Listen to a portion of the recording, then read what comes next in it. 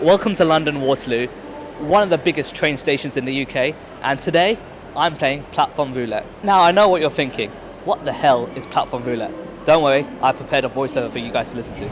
London Waterloo has 24 platforms, and I put the numbers 1 to 24 in a mystery wheel. I'll then spin the wheel, and we'll take the next train from whatever platform number I get. I'll then ride it to the last stop and spend a day in that town. Hopefully that sounds simple enough. Now time to get back to the video. Right, now it's time to spin the wheel. I should caveat this by saying I'm filming this video on a Sunday, so there's a bit of a limited train schedule from Waterloo here, and there isn't necessarily a train running from each platform within the next hour, so if there isn't, I'll probably have to spin the wheel again. Time to spin the wheel. Woking are currently out of service. Please speak to a member of staff if you need further assistance. Right, platform 21, please let there be a train on platform 21. Oh, there we go. Where are we going? Windsor. Oh wow, that's going to be quite a journey. 10:44, we've got about 20 minutes to go. Time to get my tickets to Windsor. Hopefully it's not too expensive. I guess return. £17. Oh, that's not too bad. And there's our tickets to Windsor.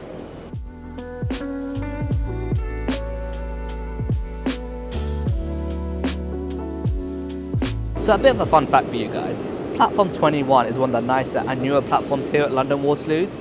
This little like archway thing over here is where the USR used to depart from London Waterloo before it switched to St Pancras in 2008 or 9. There was a bit of renovation work done after that to add these 4 platforms to South West trains to bring up the total platforms at London Waterloo up to 24. So we've got about an hour-long journey here until Windsor. The weather at the moment in London is a bit grim, but I'm hoping by the time we get to Windsor in an hour's time, it'll be a lot sunnier.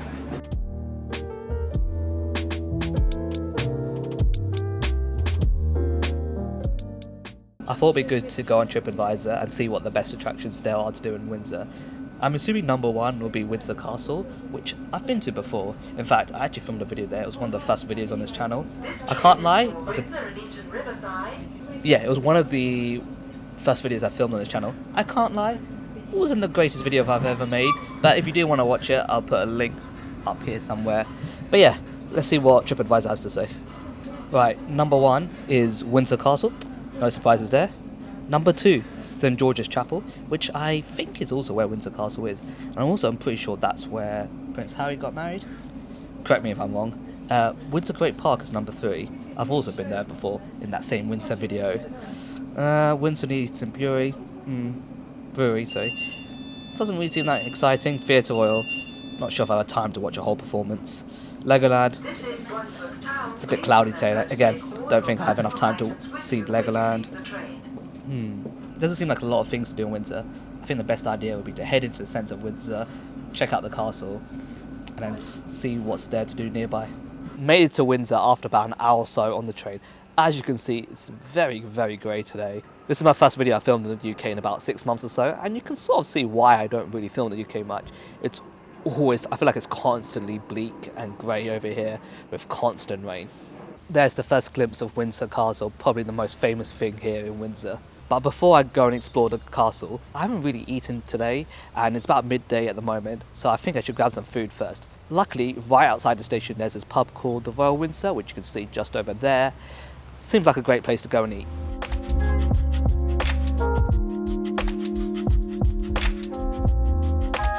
Today being a Sunday, I did have the option of a Sunday roast, but I felt like if I had a Sunday roast, I'd just be so slumped for the rest of the day. So I've played it safe and I've gone for a classic cheeseburger. The cheeseburger came with sweet potato fries and looked so much better than I thought it would. I just couldn't wait to have a bite. Just had lunch and I'm walking up towards Windsor Castle. It was decent, I'd say a solid sort of 6.5 out of 10. But it was £19, which I feel like is a bit on the pricey side. I don't know, what do you guys think? In front of me, I have Windsor Castle, which according to TripAdvisor is the most famous thing about Windsor. I mean, if you're from the UK, I feel like you could have guessed that already. Last time I was here in 2020, it was closed to visitors because of COVID, but I feel like you can go inside now. Might go and see how much tickets are. Yeah, I am not spending £33 to go inside a castle. That's almost double the price I paid to come here by train. There's absolutely no way I'm paying £33. I mean, that's ridiculously expensive.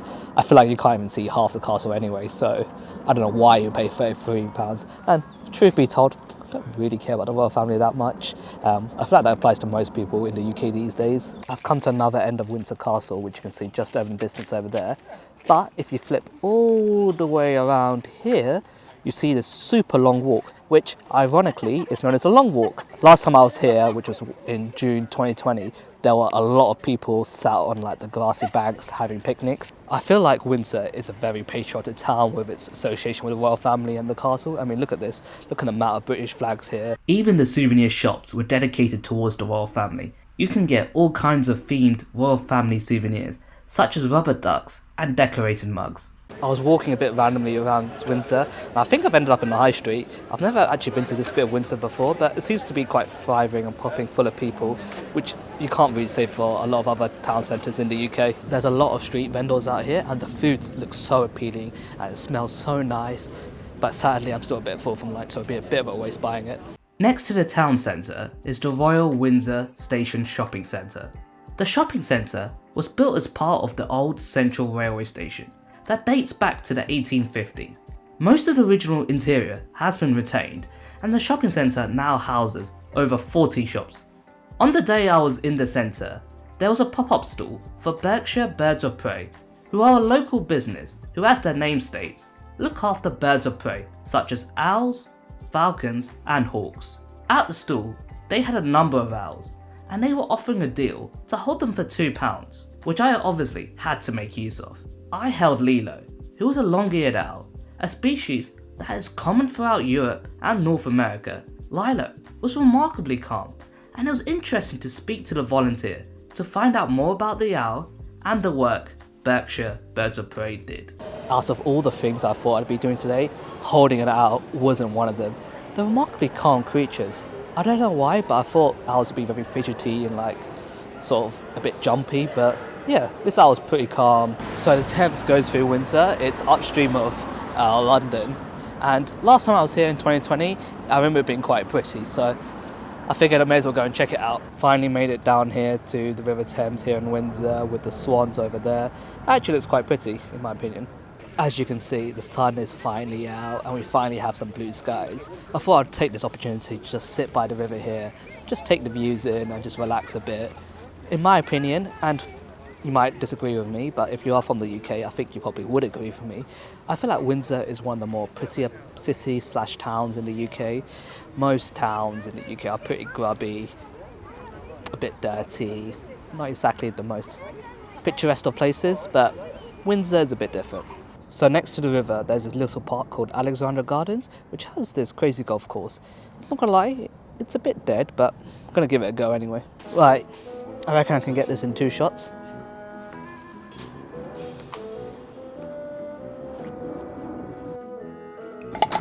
Just finished crazy golf. I can't lie, I've been to a lot of better venues in the UK, but it was something interesting to add to my day here in Windsor. I didn't keep score, but I'm pretty sure I was definitely over par by a lot. We're back here at Windsor and Eton Riverside Station, where I began my day about 4 or 5 hours ago. I have no idea how long this video is going to be. I feel like I didn't film much, and if it is a short video, I apologise in advance. This was a different kind of video for me. I wanted to try something a bit different, and hopefully you guys have liked it. If you have, please let me know by dropping a comment below and liking this video, and maybe I can do this video again, but from a different station, and hopefully go somewhere I haven't been before. As nice as Windsor is, I have been here before, and I've even filmed a video here, and therefore I wasn't really discovering anything new. Hopefully by doing this video again from a different station, other than Waterloo, I can go somewhere different. Enough of the waffling. I hope you guys are doing well, and as always, I'll see you guys in the next one.